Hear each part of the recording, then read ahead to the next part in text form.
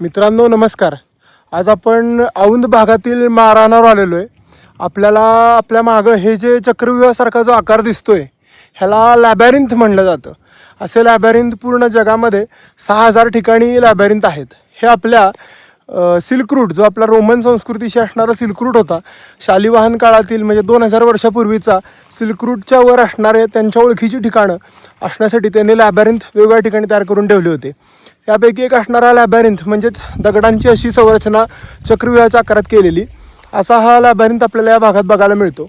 लॅबॅरिंथचं महत्त्व असे की लॅबॅरिंथला हे रोमन्स लोक मेडिटेशन करत असत. मेडिटेशनसाठी असणारा हा एक प्रकारे लॅबॅरिंथ त्याचा वापर केला जात असे.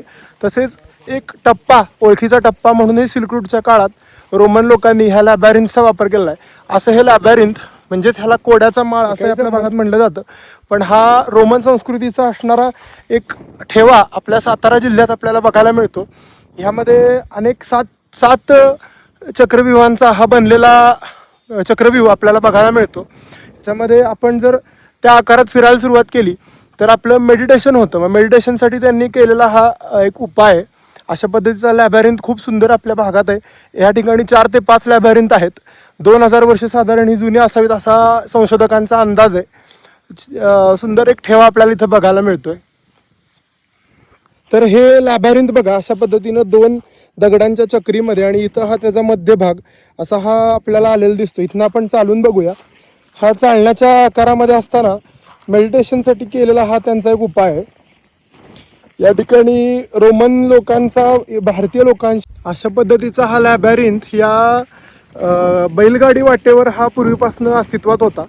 2000 वर्षापूर्वीचा हा लॅबॅरिंथ या ठिकाणी रोमन लोकांचा भारतीय लोकांशी इंडो रोमन असा हा व्यापार होत असे. ह्या व्यापार केंद्राचं ही साक्ष देणारा हे ठिकाण ज्याला लॅबॅरिंथ किंवाच आपल्या भाषेमध्ये चक्रव्यूह, पण त्यांच्या दृष्टीनं हा एक त्यांचं साधना करायचा किंवा मेडिटेशन करायचा हा एक मार्ग किंवा पद्धत त्यांची त्या पद्धतीची आहे. तर त्याचं ही खूण आहे.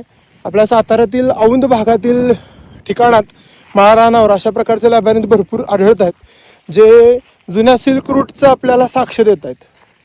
पूर्वीच्या काळात भारताकडून होणाऱ्या व्यापाराची हे लॅबॅरिंथ्स आपल्याला साक्ष देत आहेत. धन्यवाद.